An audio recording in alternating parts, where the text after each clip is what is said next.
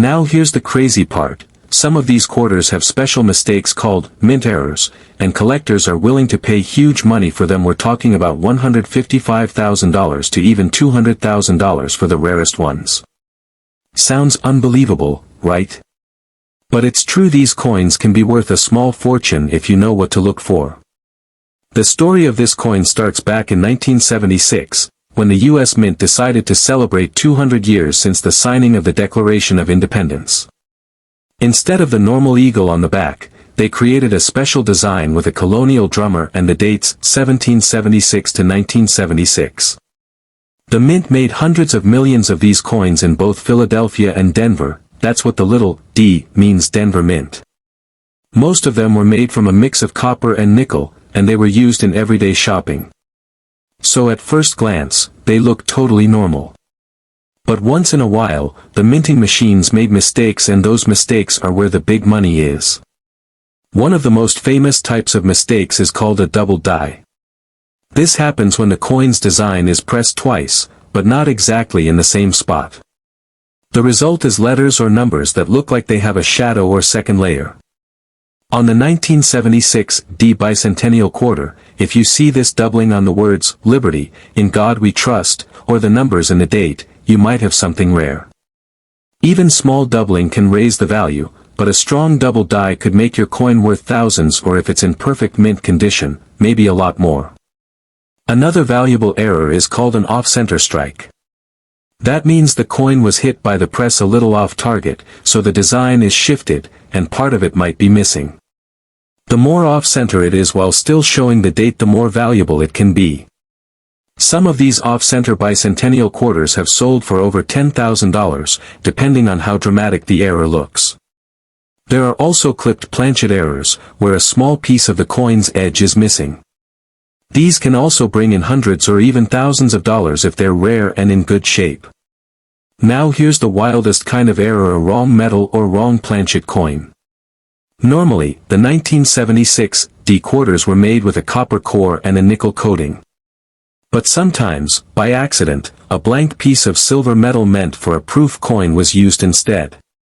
A regular coin struck on silver by mistake can be worth a fortune, especially if it's verified by a professional grading company. There are stories of these wrong planchet bicentennial quarters selling for huge prices, because they're basically one-of-a-kind mistakes. So, how can you tell if your coin is special? Start with the basics. Look for the D mint mark, that means it was made in Denver. Then look closely at the letters and numbers for any doubling. Check if the coin looks off-center or if any part of the edge is missing. You can also check the color of the edge. If you see copper, it's the normal type, but if it looks silver all the way around, you might want to test it for silver content. Don't clean or polish your coin, that can ruin its value. Instead, handle it carefully by the edges and maybe use a soft cloth or gloves. If you think your coin might be special, the next step is to get it graded. There are professional companies like PCGS and NGC that can officially check your coin, confirm if it has a mint error, and give it a grade from 1 to 70. Coins that are in perfect or near perfect condition, grades above 65, can be worth a lot more money. A certified coin also sells faster because buyers trust it's real. You can even look up past auction sales of graded bicentennial quarters to see how much similar coins have sold for. Now, let's talk about the numbers everyone wants to hear. While most bicentennial quarters are worth only 25 cents, some rare ones, especially with big mint errors or made from silver, have sold for thousands. There are reports and claims online of certain 1976 D-era quarters being valued at over $155,000, $183,000, and even $200,000 depending on how rare and perfect they are. These prices might sound crazy, but collectors love unique coins. A one-of-a-kind mint mistake can sell for more than a luxury car if the right buyer wants it.